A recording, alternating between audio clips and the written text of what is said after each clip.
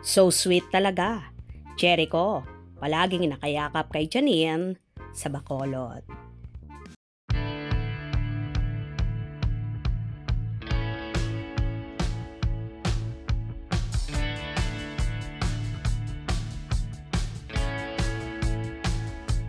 Grabe talaga ang saya at kilig na iniwan ng bagong magkasintahan, ang mga bida sa hitseryeng Lavender Fields, ang mga kapamilya stars na sina Janine Gutierrez at Jericho Rosales sa mga taga-Bacolod.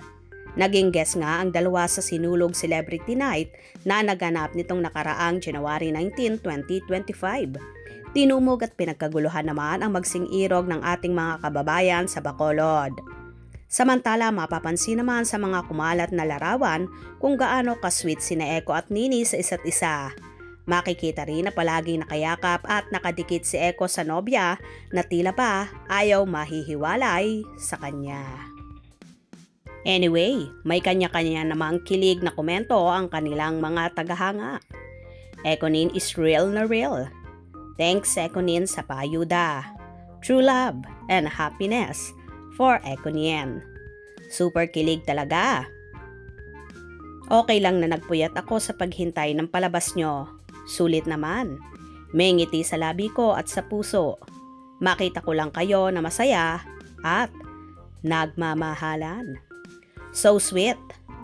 Napaka bagets mo Eko. God bless to both of you.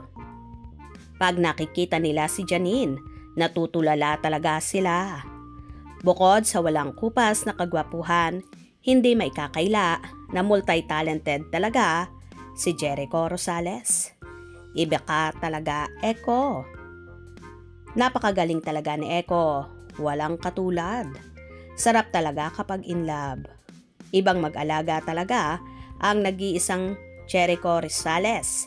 Sinisigurado niyang komportable ang baba nini niya.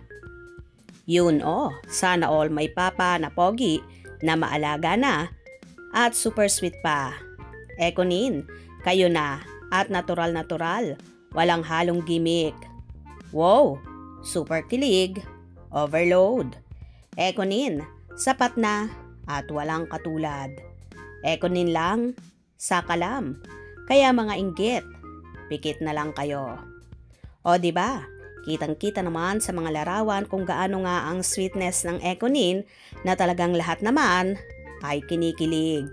Kitang-kita rin kasi sa kanila na totally in love sila sa isa't isa. Kaya naman so happy ng kanilang mga tagahanga.